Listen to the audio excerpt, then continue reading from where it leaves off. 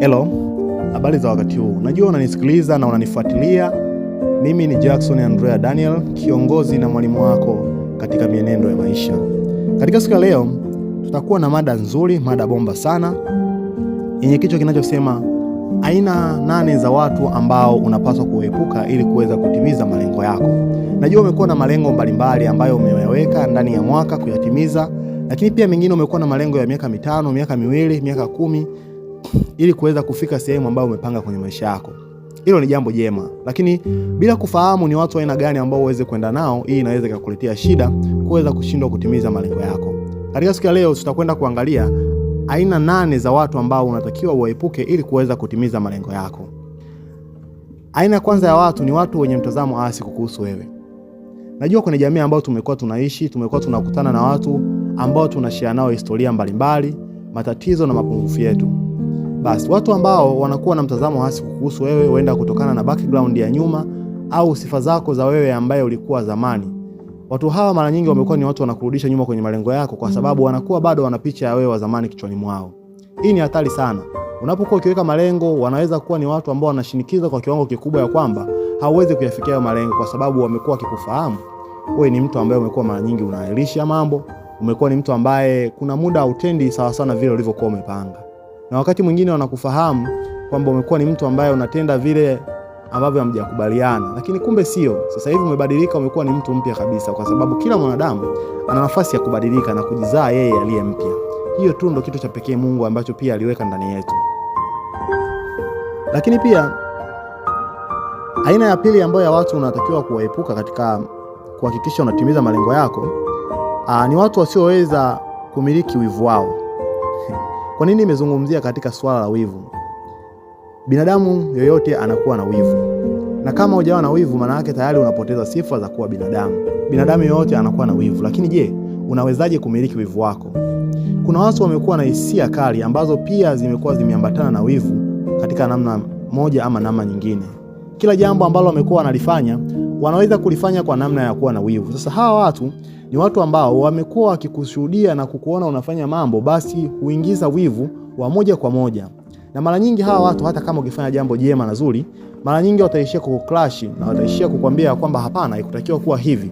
Na lakini pia wakiona umetenda jambo ambalo ni bora zaidi kuliko wao, kutokana na wivu ulioko ndani yao, wanashindwa kukupatia maua yako. Tunasema sasa hivi vijana wa siku hizi kukupa maua. Wanashindwa kukupatia maua yako. Hii inaweza ikasababisha wewe ukajikuta kuwa ni mtu wa kukosea mara kwa mara, mtu wa kuona ya kwamba mambo hayawezekani, mambo hayaendi. Lakini jambo la kulijua na kulifahamu ya kwamba licha ya kuwa hawa watu ambao watakupatia, wanakuonesha wivu, ni hatari sana kwenye malengo yako, kwa sababu utakapoendea na mipango mikubwa ambayo umeipanga ndani ya mwaka huu au miaka 2 ijayo, mara nyingi watakukatisha tamaa na kukwambia ya kwamba haiwezekani, kwa sababu wanakuchukia. Na nikwambie tu jambo la kulijua ni kwamba watu hawakuchukii wewe. Watu hawakuchukii wewe kabisa, ila mara nyingi huwa wanamchukia wewe ambaye umefanikiwa kabla yao. Hili jambo linatakiwa litilie maanani sana, kwa sababu wakikuona jinsi miaka 5 na miaka 2 au miaka 10 mbele utakavyokuwa, basi imekuwa inawatia mashaka na hofu, kujiona ya kwamba utawapiga hatua na kuwaacha. Basi wanajikuta tayari wameingiza wivu kwenye maisha yako. Kwa hiyo ni watu ambao inakupasa uwaepuke. Ukishaanza kuwagundua, haina haja ya kutengeneza vita nao, kwa sababu si lazima kila vita ni ya kupigana. Waepuke, endelea na shughuli zingine. Lakini pia watu wengine, aina ya tatu ya watu ambao unatakiwa uepuke kutimiza malengo yako, ni watu ambao wanakuchukulia poa. Tumekuwa tunaishi katika jamii ambayo ya watu ambao wanatuchukulia poa, na ndio maana tumeshindwa kukua. Tumeshindwa kuonesha mambo ambayo Mungu ametupatia, kwa sababu watu wanakuchukulia poa. Kuna wakati hata ukionyesha katika kiwango chako cha juu, bado wanakuchukulia poa. Jambo ambalo nikutie moyo, ndugu unayenifuatilia, ni kwamba kila mtu ana umuhimu kwenye hii dunia. Yaani leo Mr. Julian Naoka anasema kwamba go away where you are neglected and go to the place where you are celebrated. Yaani toka maeneo ambayo unakataliwa na nenda sehemu ambapo watu wanakushangilia. Kwa hiyo ukikaa na watu ambao wanakuchukulia poa, na mara nyingi hawa watu wanaokuchukulia poa either wanakuwa ni watu ambao umecheza nao kuanzia utoto, ama imekuwa ni watu ambao wenda wanafahamu background yako. Kwa hiyo wanakuchukulia poa kutokana na background ulionayo. Lakini pia ni watu ambao hawaoni thamani ya kile unachokifanya. Umewahi kujitolea kwenye kampuni fulani kutenda kazi kwa nguvu kubwa, lakini hawaoni thamani ya unachokifanya na ni kwa muda mrefu? Inuka, nenda tafuta sehemu nyingine, nenda kafanye katika juhudi hivyo hivyo. Kuna wakati umeshawahi kuwa unajaribu kudesign na kutengeneza formula mpya ambazo zinaweza zikaleta jambo likawa jema, lakini pia watu wamekuwa wanakukataa? Inuka, nenda tafuta sehemu nyingine, hii itakusaidia. Lakini pia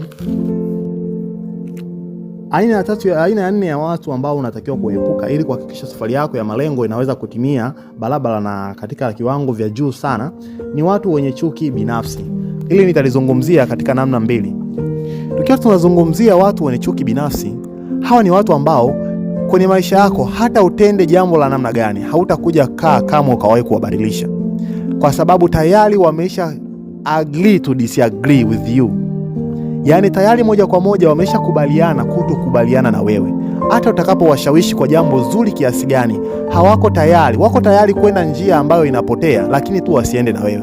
Hawa ni watu wa kuangalia sana. Wakati fulani mimi nikiwa niko advance, nimesoma Mbeya, wanaonifahamu nimesoma Mbeya shule moja inaitwa nimesoma Mbeya. Nikiwa pale shuleni kiliibuka kikundi cha watu ambao wana chuki binafsi, ambao walikuwa hawanipendi katika kila jambo ninalolifanya, hata liwe jema kwa ajili yao, hawanipendi. Na nilikuwa nasoma nao madarasani na nilikuwa nawajua. Lakini ukiwauliza leo hii, mimi sikuwahi kugombana nao, nilikuwa naendelea na maisha yangu, ila niliwakata kwenye listi ya watu ambao wanatakiwa wawe karibu na mimi, nikawafuta kabisa. Sasa mtu mwenye chuki binafsi ni mtu ambaye hata utende jambo katika namna ya aina gani, yeye yuko tayari kuhakikisha yeye anapotea, lakini jambo lake linafanyaje?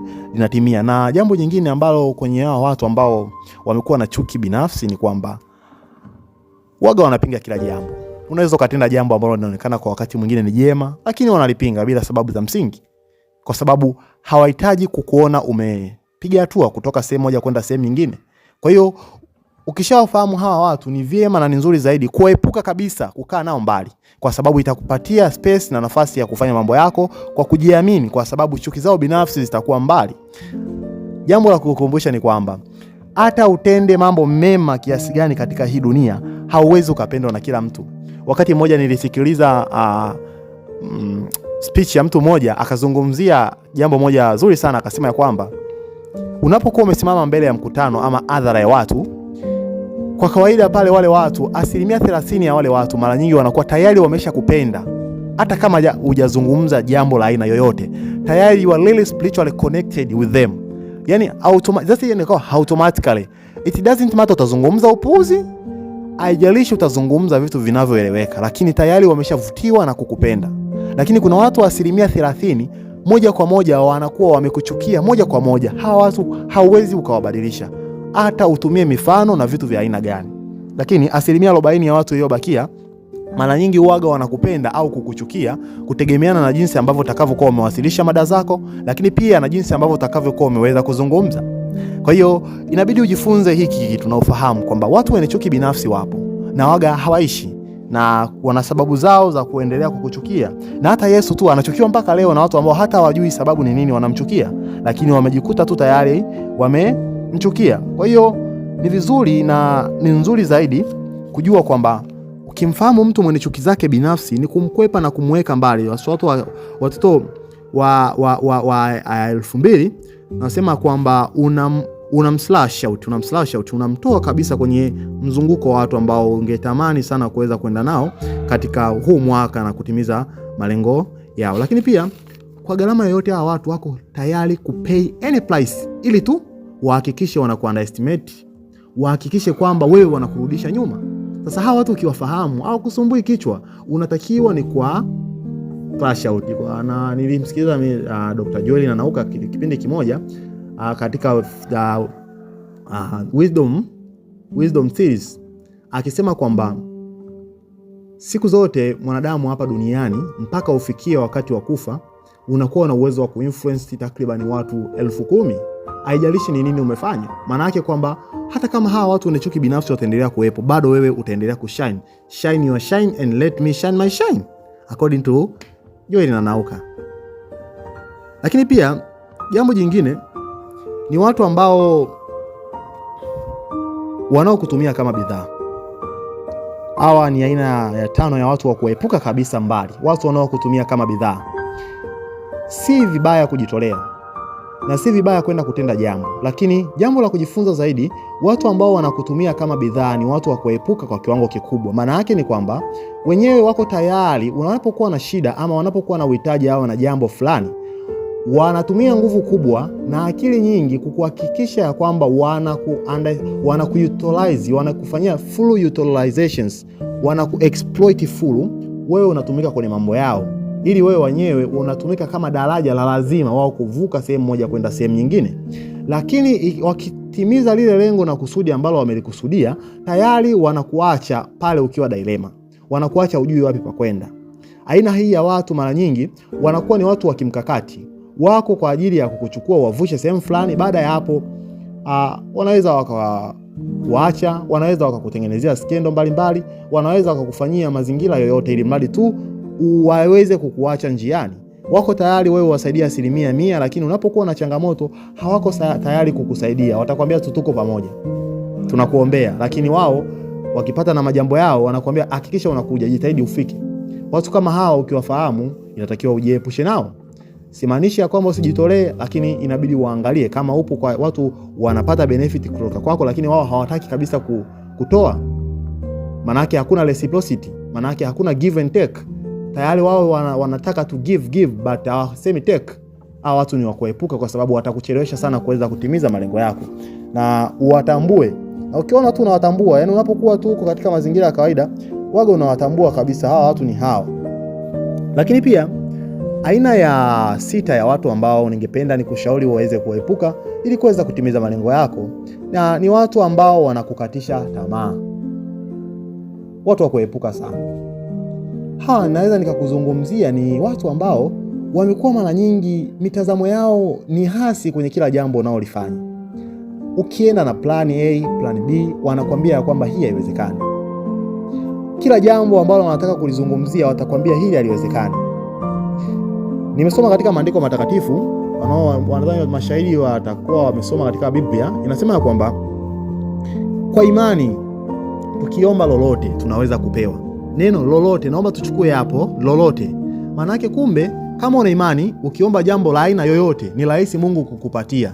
Sasa inakuwaje mtu anakuja kukukatisha tamaa na kukuambia haiwezekani? Maana yake binadamu akiamua jambo lake linatimia kama ameliridhia. Na ndio maana waanzilishi wa makampuni makubwa kama Microsoft, ukifuatilia huko nyuma walianza kwa kunuia kwamba lazima itakuwa, lakini sasa hivi wamekuwa ni watu ambao they are really celebrated in the world, kwa sababu walitenda mambo na walinia kwamba lazima itakuwa. Sasa anatokeaje mtu nje kuja kukukatisha tamaa? Ninatolea mfano. Kuna siku moja nikiwa na rafiki yangu ambaye pia ni miongoni mwa memba wenzangu wa Ebenezer Faith Foundation, Pastor Samson. Siku moja tuko maeneo ya shule ya Bright Mind ya Bright Africa. Iko maeneo ya kama unaenda Magore. Tukiwa tunapiga story, aliniambia kwamba ana wazo moja, idea ambayo inakuja kichwani kwake, kwamba nilitamani siku moja niwapeleke watoto wa yatima katika mbuga ya wanyama kubwa hapa Tanzania, ili waweze na wenyewe wakajisikia kwamba ni miongoni mwa watu ambao wako duniani, wanafahamika, na lakini pia wana uwezo wa kufika maeneo ambayo watoto wengine ambao wenye uwezo wamekuwa wakifika. Baada ya kwa tumepiga bajeti, tuliona ni kama inaenda hadi kufika milioni 7 hadi milioni 10.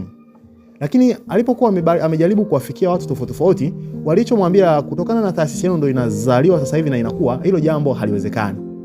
Lakini alipokuja kuniambia, nilimuona ni mtu ambaye amejawa na shauku sana, lakini pia inaonekana na tumaini sana hili jambo kufanikiwa. Nikamwambia usijali, kwanza umelifikisha sehemu sahihi. Hili jambo linawezekana. Linawezekanaje? Tukae chini tuandike plani ya kulifikia. Basi tulikaa tukaandika plani na jinsi na namna ya kufanya, na miongoni mwa picha pia iliyoko kwenye hii caption ni picha ambayo nimepiga nikiwa Mikumi National Park. Nikiwa tumefanikiwa kuwapeleka watoto yatima Mikumi licha ya changamoto mbalimbali, lakini dream becomes true. Kwa hiyo mimi nikutie moyo kwamba usipende kujifungamanisha na watu ambao wanakukatisha tamaa, kwa sababu watakufanya ushindwe kutimiza malengo yako. Jitahidi kutafuta watu ambao wako tayari kukushika mkono, wako tayari kukutia moyo. Unapoanguka mara ya kwanza, mara ya pili, mara ya tatu, bado wanakuambia